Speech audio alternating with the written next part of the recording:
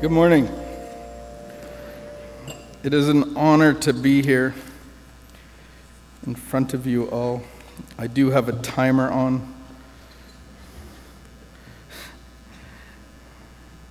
I hear my wife giggling.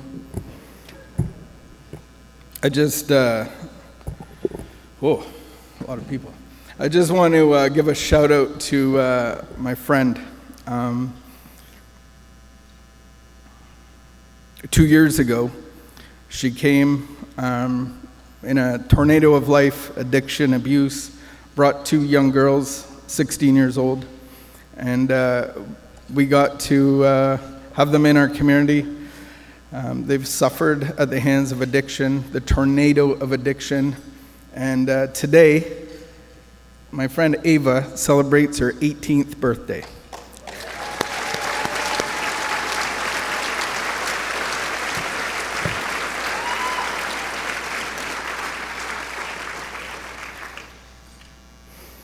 And that's what recovery is all about, connecting and community and being a part of people's lives and just seeing the transformation. And I don't know where you were when you were 18 years old, but I definitely wasn't coming to a prayer breakfast. And so I think it's an honor. She is the guest of honor. And I just want to thank the first responders, especially the police officers. Not in a million years would I have ever imagined that I would have so many cop friends. One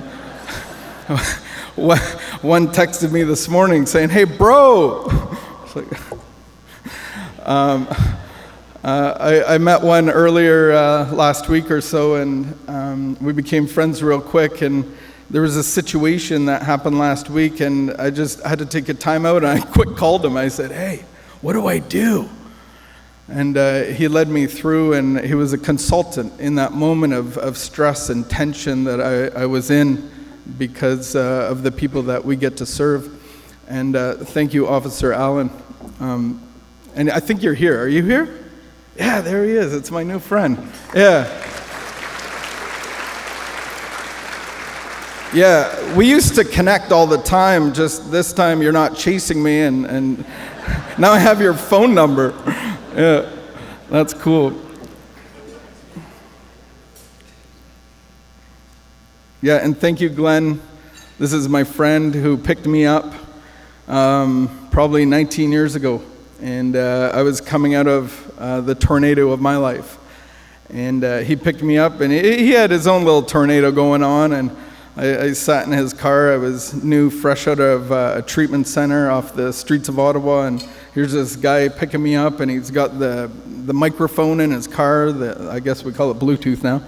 And he was praying for people. And I was like, oh, man, this guy's stressing me out. He's a little excited to get out of traffic. And he just looks at me. He's like, "Hey, who are you?" I'm like, "I'm Jon Ruby. Who are you?" Glenn Floyd. He goes, "Are you Carl Ruby's son?" I said, "Yeah." He's like, "Man, I've been praying for you for years." And it was the start of a relationship that we've had for the last 19 years. So thank you, Glenn, for being a part of my life and supporting us. And I know, we should have brought Kleenex. All right, so thank you for the introduction, Glenn. And how did I get here? I usually say by cocaine and alcohol. That's what really brought me here. And for the last 19 years, I've been divinely inconvenienced against my own will. And but it's an honor. And it started at when I was born into a little bit of dysfunction, to a single mom, maybe an only mom. Only parent, and she was forced to give me up due to the tornado in her life. And at 2 years old, I was adopted by Nana. She's over there. If you know Nana, you think butter tarts and roast, mashed potatoes and gravy. And I was adopted into this loving home with a family that weren't able to have children of their own. And they called me Jonathan, gift of God. And many years later, they probably thought they should have named me something else. But I grew up in Indonesia. I was a missionary kid for a decade. And then back to Canada. We landed in, I believe, Toronto for a year. and then Sudbury for 2 years, grade 8 and 9, and then we moved to Ottawa, where my dad landed a pastor's job in Ottawa, at an Ottawa local church, and I was in grade 10, trying to fit in, and moved around my whole life. I believe Nana said we moved, I think it was like 17 times. I lived 17 different places, but that was the condition of my heart. I never felt settled. I never felt that I belong. And as I entered into high school with the tension of being a pastor's kid and kind of not really leading with that in my new friends group, and I had, over that 1 year, just trying to fit in and playing sports, and one day finding alcohol, and I look back on it, and I remember growing up in a Christian home, and I think Nana led me through a prayer when I was 12, and baby Jesus never floated in my heart and opened it up, and the angels were singing. I didn't feel that, but when I drank alcohol, that's what I felt. That's what I thought. That's what was supposed to happen, and I found a whole new life to be able to breathe, and I felt settled for the first time in my life. This stopped. The pacing and the rolling in my head was quieted, and that ensued a 15-year addiction. I met my wife in high school. We're high school sweethearts with high school tornadoes. And we got together early in high school, and she lived for 15 years in really bad addiction. So bad so that when our son was born, I was behind bars at OCDC, and got the privilege of seeing my son behind bars. And that's where the addiction brought me. That's where the tornado of my life brought me. And the only thing that I wanted was quietness. But addiction is a tornado. For 15 years, I lived this way, and it progressed to a point where I missed my wife's 30th birthday and my son's 9th birthday. And they both celebrate in August. That's how long the benders were getting. I missed both of them. And I just remember the guilt and the shame, and I said, I need a way out of this. But I don't feel like there's a way out. Criminal record, all the things that have happened to me and to me. And I thought the way out was not waking up. I thought I would go on a quest to not wake up. I thought that was the only way out. I was hurting the people that I loved the most, and if I wasn't here, I would stop hurting them. And I thought that's the delusion of addiction. And that's what addiction does, is says there is no way out. Maybe just try not waking up. So I did that. I tried not to wake up and entered into a world of psychosis and on the streets of Ottawa, and in my nightmare, I kept waking up. And I kept waking up, and I kept waking up, and I was so horrible at life, I couldn't even find death. And I think that's God's grace today, because He has a plan and a purpose for me. But on the streets of Ottawa, I running around like a madman, a tornado, if you will. I think it was the first maybe contact I had with the voice of God, if you will. I was up for about 7 days and had a vision, maybe a premonition, and a voice entered my head, and it said, "As you were abused and forgotten and abandoned, that's what you're doing to your children and the ones you love." And I just felt the impact of that statement of like, yeah, my biggest hurt that I never even knew was a hurt, never acknowledged that before in my life. I thought I was one of the lucky ones, escaped peril.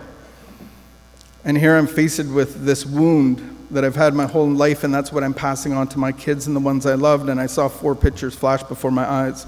One dying a violent death, one in jail, one in a white padded room in a white coat, and then a screen like a when the TV goes out and it's snow. And I was compelled to pick one of those. And those were the 4 options. I was familiar with 3 of them in the 15 years of my addiction. And that day I picked the white picture. I didn't know what that was. But I believe now that was me turning my will and my life over to the care of someone else. And that got me, that willingness to change, the willingness to pick a new way, got me. I don't remember what happened in the next few months, but I talked to my dad, just said, I need help. I want to live. I don't know how to do that. I don't know how to die. I'm a mess. And I've made a tornado of all of our lives. And so I got into a treatment center at the homeless shelter that was available and passed my first test. I was never good at tests anyway, but I passed my first test. What do you think that was? Yeah, peeing in a cup. I passed. I got into the stabilization program and went through treatment, and it was the first time I felt settled and understood, because what addiction was doing to me, what the substance were doing to me was abnormal. It didn't happen to normal people, but when I start, I can't stop. And that progressed to the point I got to. And when I try to stop, and I have lots of reasons too, whether that's jail time and violence and losing my license and all that stuff, I have good reasons to stop, and I do. And I promise. And I break the promise every time. And it was good to connect with people that had the same problem as me. I didn't understand what was happening. And I started to connect, and they said, to get out of here, young man, you're going to need a relationship with God. And I thought that was absolutely ridiculous. I'm at a homeless shelter, and that's your way out. That doesn't make a lick of sense. I said the prayer, I grew up in it. I'm a missionary kid, a pastor kid. I know all the stories. My mom was the Sunday school teacher with flannel graph. Does anybody know what a flannel graph is? I know all the stories. Yeah, all the gray hairs raise their hand. Flannel graph Jesus. That's what I grew up with. Thanks, Nana. And it was bizarre to me. But what I come to understand, that I'm utterly powerless over drugs and alcohol, that I'm utterly powerless to make a decision, because that's what addiction does. It takes away your choice. It takes everything away, and it creates a tornado all around you. I felt still inside. I felt quieted inside, but the reality is it's a tornado of a life.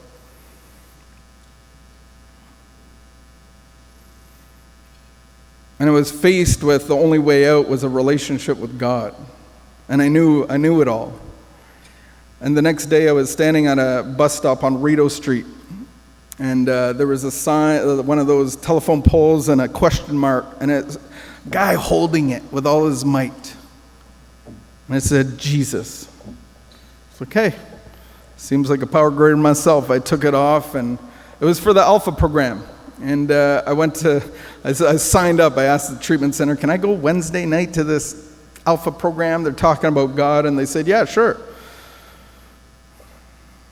So I go to this church, it's Alpha program. I'm living at a homeless shelter, so I didn't lead with that. It's like you sit at a table, you get to know people. I didn't want anybody to know me, because what does everybody ask, especially if you're a man? Oh, so what do you do? I'm like, I'm at a homeless shelter. And it was women at the church, and if you know church women, they like to show off through their cooking. And so I'm at a homeless shelter, and they introduce you to a meal. I was like, oh wow, we got lasagna, spaghetti, garlic bread with cheese, everything. Like it was a big deal. And the first video, they introduced the concept, and they introduced the concept of God, and they say, if this isn't real, not a big deal, but it's a good way to live life. Values, principles, all of those things. It's a good way to live. Probably better than the way you're living right now. Yep. And they said, if this is real, it's the only way to live. I was waiting for option number C. You know, they always have what's behind door number C.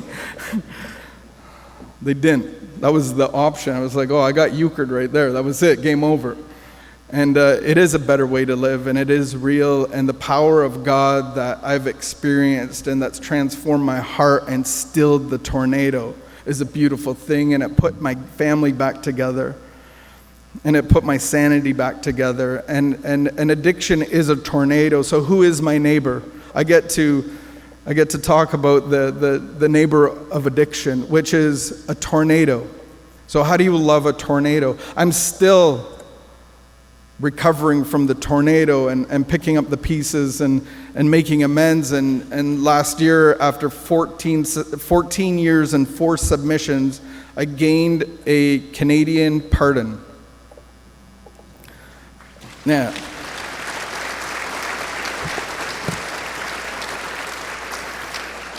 And then this year, at the beginning of the year, I gained access through my I-92 travel permit into the United States. And in November, I get to preach at my pastor's church down in Florida, in the panhandle of Florida, Fort Walton. Yeah. That's kind of cool. So it was all these connections that I made outside of a treatment center, at a homeless shelter, Alpha, a church, local church, a 12-step community, a sponsor. All of those things got me connected to the power of God. And I was now starting to be directed by the Spirit of God and not the spirit of alcohol, because whatever spirit you're attached to is going to transform you, I promise you that. If it's the spirit of addiction, it's going to transform your thinking and your ideas, your principles and values. So whatever you're going to for power is going to transform you.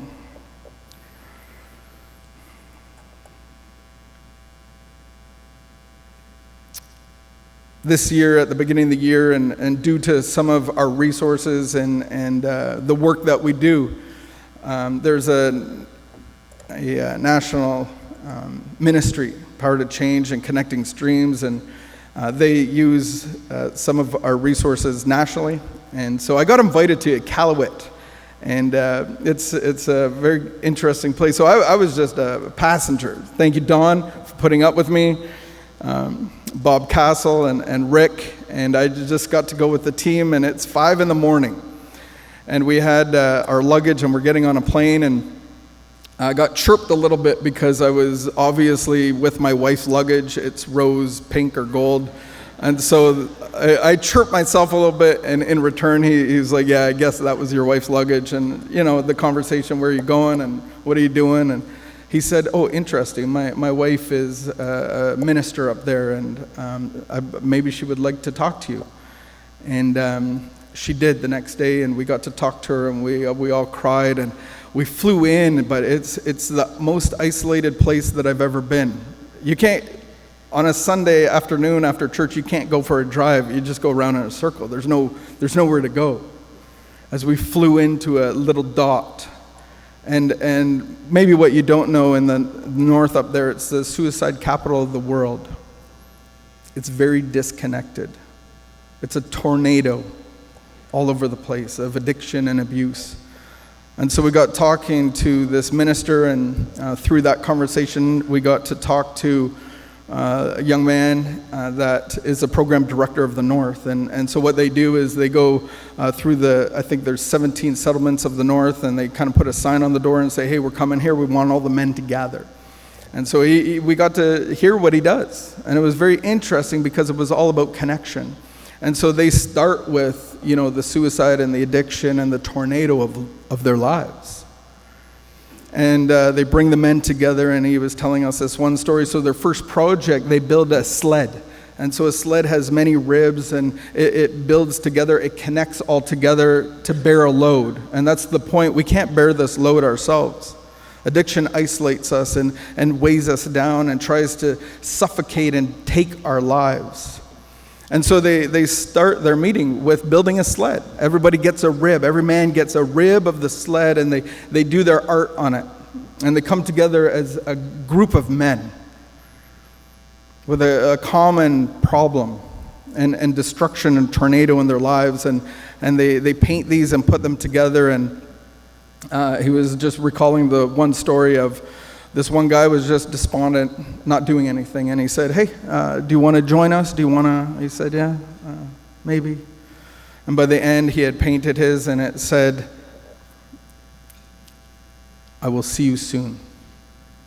And it startled the director and said, "Oh, are you okay? Are you afraid to hurt yourself? Is this too much for you? Is this too much of a burden to bear? Are you okay? Are you going to hurt yourself?" And he said, "Yeah, I'm okay. That's the last thing my son said to me." And he took his life. And we all sat at the table with tears in our eyes, because that's what addiction does. It takes life. It destroys, it isolates. And the solution is connection.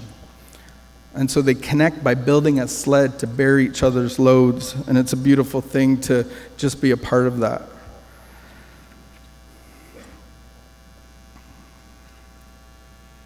The beautiful thing is that our God has made a way through a relationship with him.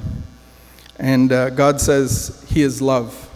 Our enemy is fear, and we're born into fear. We're born into this world, and that's how I look at recovery. We have the Garden of Eden. Remember the story, the flannel graph? You had Adam and Eve. You had you had the serpent that came in, and independence crept in, and they were kicked out of the garden, excused from the garden. And that's what recovery is to me, is that we are the temple. When Jesus gave his life, the temple veil was torn, and we get to be the holiest of holies of God, to have his power within us. Not the power of alcohol or cocaine. We get the power of God within us. We get to be the holy temple through the blood of Jesus, through the sacrifice of Jesus. Just in case, I would say yes. And we get to be the holy temple of God with purpose and direction and meaning and life. And only he can silence the noise. And so that's how I look at recovery, is we're all born outside of the garden, and we all go to the little things and the scrolling or the drugs or the alcohol or fill in the blank, the hockey arena. And we all need to recover. That's the good news, is that we can all have a relationship with Jesus and be the holy temple. You are the temple. And that's what recovery is to me. It's very broad. But we all need a relationship with this power. And we get to be the holy temple of God. And we come together and build a church and go out from there. And so I was reminded of the Acts 2 church. They came together. This is a church right here. This is a great looking congregation. We come together.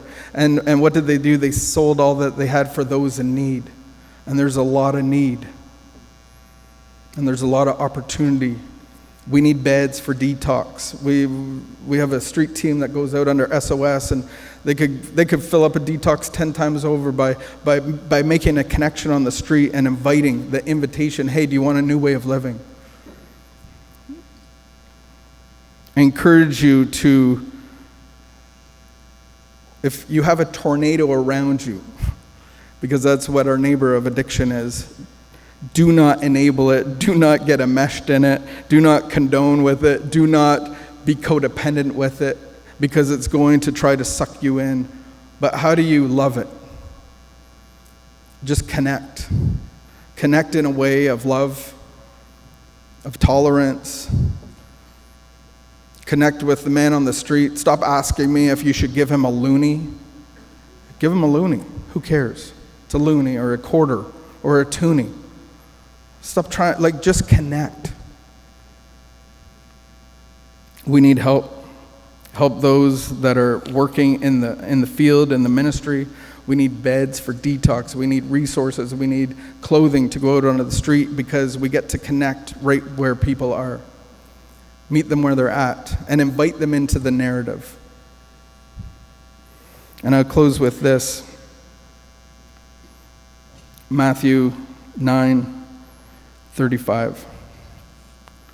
Jesus went through all the towns and villages, teaching in their synagogues, proclaiming the good news of the kingdom, healing every disease and sickness.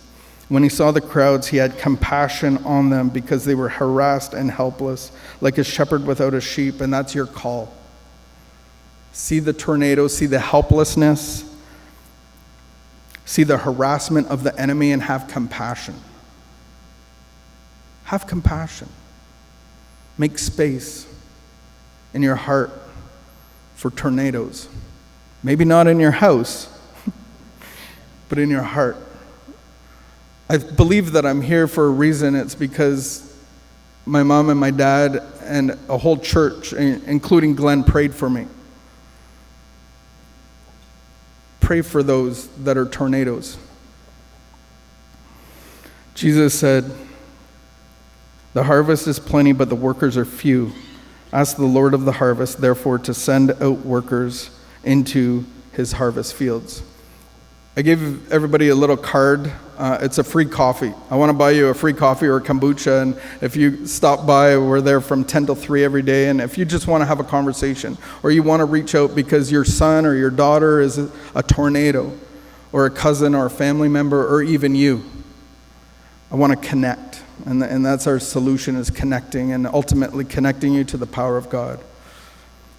Thank you so much.